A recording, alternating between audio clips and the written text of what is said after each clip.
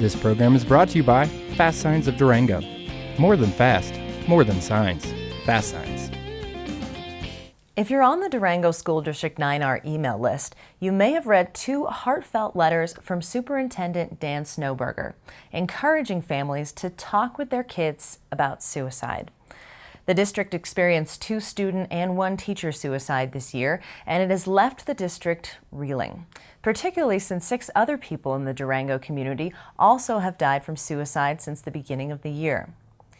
The deaths prompted San Juan Basin Public Health to host a community summit earlier this month attended by more than 700 people. Last week, the health agency released a summary of community concerns and recommendations that will be included in a new community action plan. In the meantime, the district is taking its own steps to help school communities that are grieving the deaths of its members. Both letters have really been responding to things that we've heard from parents or community members or kids that we just felt like, everyone needs to know this. If I know this, they need to know this too. Several parents have indicated, wow, this helped me start my conversation, or, I had no clue that this was going on with my child, and just simply asking, how are things going, or how's your day, has opened some floodgates that I think sometimes we forget. Sometimes that's all it takes, is a simple, everything okay at school.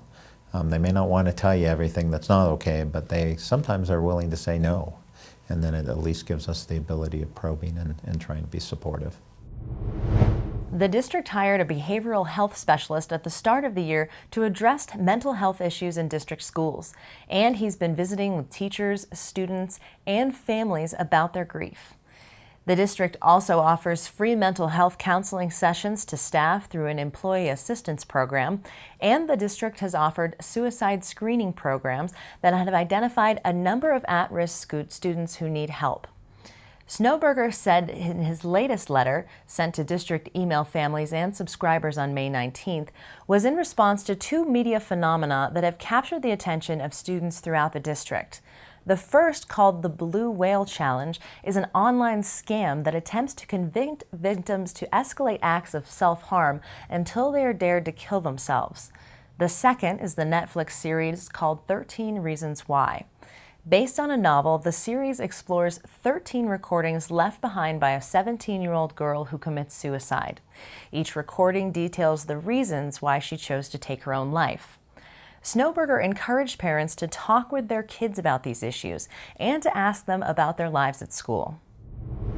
My greatest concern is we've slipped into this mode as a society where we've become very positional. And I worry that what it's done to our children is it's made them less willing to talk about things that may be contrary to what popular belief is. And that's concerning. I mean, we can't turn on the TV and not see one side bash the other side, or pulverize someone because they may disagree on a point of view or disagree on a position. And I worry that that's trickling down to our kids. And I think it's making conversations. I think of some of our students who were struggling with things that they determined in their personal life, and yet they were worried about sharing them. And yet you turn on the TV and it's not hard to understand why. Because we're no longer in a society where you can agree to disagree. We're in the society where if you disagree with me, you've got to pulverize me, and I don't know how to change that. And so I worry about that. I think the more conversation, which has really been the basis of my 2 letters to parents, is talk to your children. Let them know that it's okay. They can be different, they can think differently.